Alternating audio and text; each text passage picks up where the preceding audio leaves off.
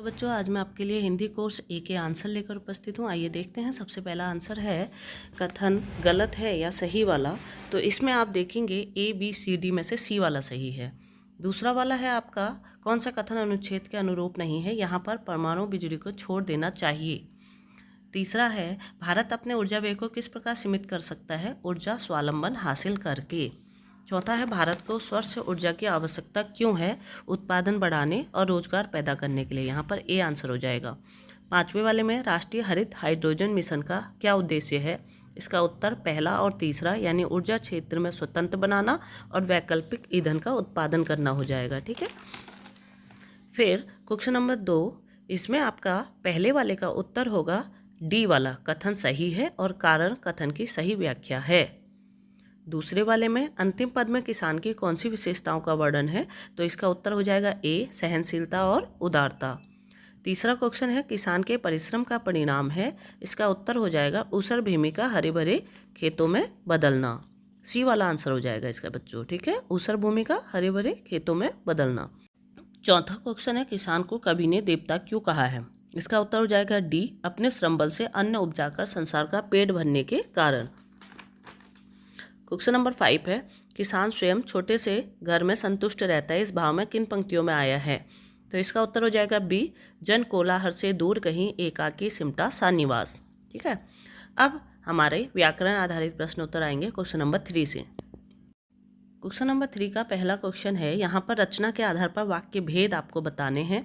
तो पहला जो हमारा यहाँ पर ऑप्शन है स्तंभ ए को स्तंभ 2 से मिलान करना है। तो पहला वाक्य हमारा आज मेरा नया पेंसिल बॉक्स आया है जो कि हमारा है सरल वाक्य।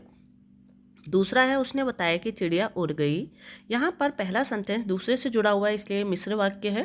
और पेड़ कांप रहे थे, बिजली चमक रही थी, यह हमारा संयुक्त वाक्य है। तो यहाँ पर हमारा मिलान हो जाएगा बी वाला। ठीक है, तो बी वाला ऑप्शन हमारा सही हो जाएगा। फिर है इसका दूसरा वाला ऑप्शन क्वेश्चन, निम्नलिखित वाक्यों में संयुक्त वाक्य पहचान कर नीचे दिए गए विकल्पों में से सर्वाधिक उत्तर वाला विकल्प चुनकर लिखिए। तो यहाँ पर आप देख रहे हैं पापा ने दीदी को भी उठाया, चिड़िया भाग रही थी, कौवे परेशान थे, दोपहर को जब धूप निकली तब हम खेलने निकले, बारिश हो रही थी लेकिन ओले गिरने बंद हो गए थे। तो यहाँ पर हमारा उत्तर हो जाएगा दूसरा और चौथा, क्योंकि दूसरा वाला भी हमारा संयुक्त वाक्य है और चौथा वाला भी हमारा संयुक्त वाक्य है। ठीक है बच्चों। फिर है हमारा तीसरा वाला क्वेश्चन, निम्नलिखित में से मिश्र वाक्य बताइए। यहाँ पर हमारा उत्तर हो जाएगा डी, क्योंकि यहाँ पर हमारा जो सेंटेंस है वो है हमने देखा कि सामने वाले मैदान में हरी हरी घास पर ओले गिर रहे थे। तो दूसरा वाला वाक्य जो है वो पहले वाले पर आश्रित है। ठीक है, तो मिश्र वाक्य हो गया। चौथा वाला ऑप्शन है हमारा जिस टोली के अधिक बच्चे खींच जाते हैं उस टोली की हार होती है। तो इस वाक्य में संयुक्त वाक्य होगा। तो संयुक्त वाक्य किस में होगा बच्चों, बी वाले ऑप्शन में। टोली के अधिक बच्चे खींच जाते हैं इसलिए टोली की हार होती है। ठीक है।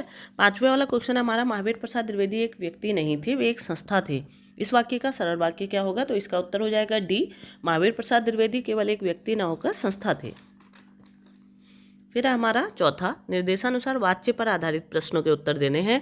तो यहाँ पर नागार्जुन को सम्मानित किया गया, तो पहले वाला जो वाक्य है हमारा उसका आंसर है कृतवाच्य। माँ से खड़ा नहीं हुआ जाता, इसमें हमारा हो जाता है भाववाच्य। और नागार्जुन यात्री नाम से प्रतिष्ठित है, इसमें हमारा हो जाता है कर्मवाच्य। ठीक है, तो हमारा आंसर हो जाएगा सी वाला ऑप्शन सही। फिर है दूसरा क्वेश्चन, निम्नलिखित वाक्यों में भाववाच्य के उदाहरण पहचानने हमने। तो भाववाच्य हमारा यहाँ पर है तीसरे और चौथे में, मुझसे अब चला जाता है और चिड़ियों से उड़ा जाता है। ठीक है, तो इसका उत्तर हो जाएगा सी ऑप्शन, थर्ड और फोर्थ दोनों उसी में है। फिर तीसरा वाला क्वेश्चन है हमारा एक चिड़िया हमारी खिड़की पर डरी डरी बैठी थी, इसका उत्तर हो जाएगा बी कृतवाच्य वाला। ठीक है।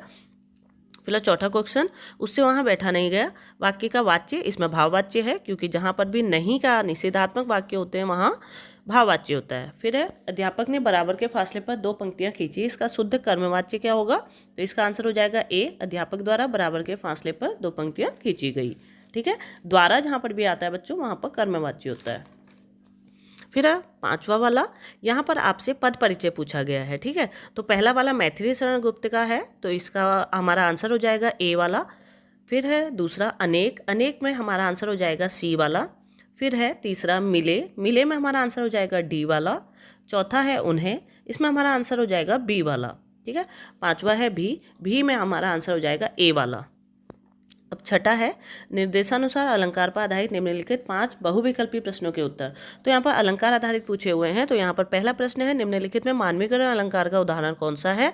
तो 3 बेर खाती थी, ये वाला भी नहीं है। विज्ञान यान पर, ये भी नहीं है। संसार की समरस्थली, ये भी नहीं है। डी वाला है कलियां दरवाजे खोल खोल जब झुरमुट में मुस्कुराती हैं, क्योंकि मुस्कुराना एक भाव है जो कि मनुष्यों में ही होता है, मानवों में होता है। दूसरा है जिस वीरता से शत्रुओं का सामना उसने किया, असमर्थ हो उसके कथन में मौन वाणी ने लिया। तो यहाँ पर क्या हुआ, मौन वाणी क्यों हो गई, जबकि वीरता से उसने युद्ध किया था और वाणी मौन हो गई। तो यहाँ पर हमारा हो जाएगा अतिशयोक्ति अलंकार। ठीक है। फिर है तीसरा मानो माई घन घन अंतर दामिनी में कौन सा अलंकार है। तो मनो मानो जहाँ पर भी होगा वहाँ उत्प्रेक्षा अलंकार होता है। बी आंसर सही है। फिर है चौथा प्रातः ही जगावत गुलाब चटकारी दे, यहाँ पर कौन सा अलंकार है। तो यहाँ पर होगा मानवीकरण, क्योंकि जगावत यानी जगाने की क्रिया मानवीय भाव में आती है और मानवीकरण अलंकार हो जाएगा। तो डी वाला आंसर सही है। पांचवा वाला है सुबरन को ढूंढत फिरत कभी व्याभिचारी चोर में कौन सा अलंकार है। तो इसमें श्लेष अलंकार है, क्योंकि सुबलन का जो अर्थ है वो कभी के लिए अलग है, व्याभिचारी के लिए अलग और चोर के लिए अलग है। तो श्लेष अलंकार ए ऑप्शन सही है। ठीक है बच्चों।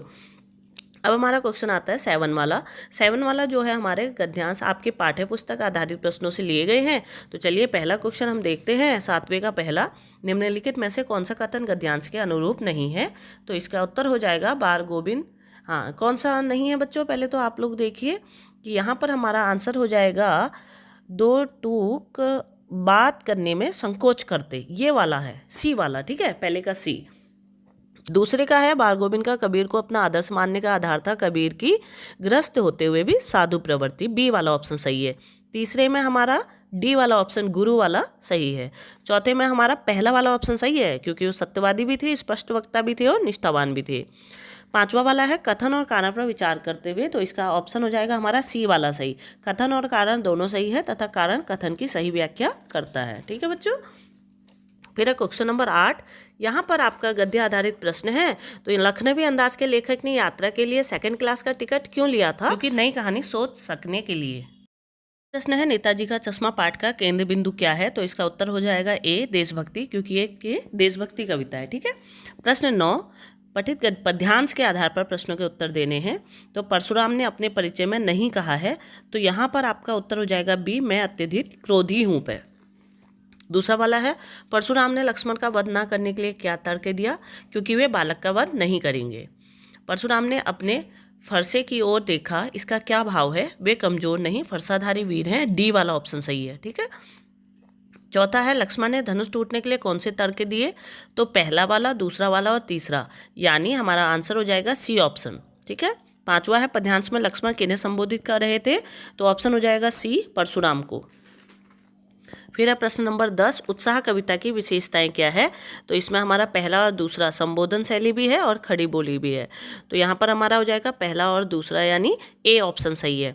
फिर है दूसरा, यह दंतुरित मुस्कान कविता में कौन सा भाव मुखरित होता है। तो यहाँ पर वात्सल्य की कविता है, इसलिए वात्सल्य भाव मुखरित होता है। ठीक है।